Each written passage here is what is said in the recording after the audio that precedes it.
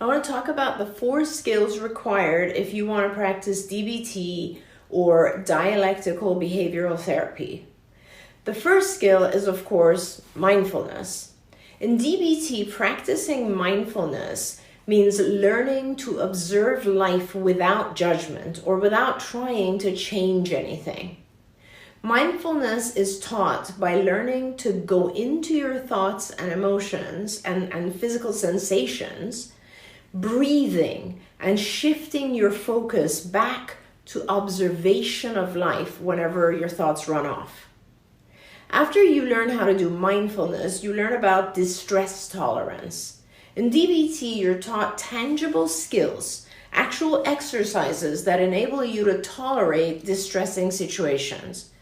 These include things like self-soothing with your 5 senses, or engaging in activities that are pleasant, like listening to calming music, or just going to the sink and splashing your face with cold water.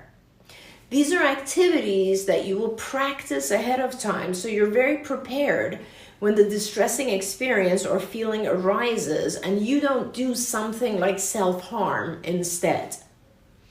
Next, you learn about emotional regulation. The goal of this skill is not to get rid of negative emotions, but to actually navigate through them. With DBT, you learn to manage self-care in a way that helps you regulate your emotions so that they don't take over. For example, if you get angry, instead of screaming, yelling, or hurting yourself, you're taught to talk about your feelings calmly. Finally, the last skill of DBT is interpersonal effectiveness.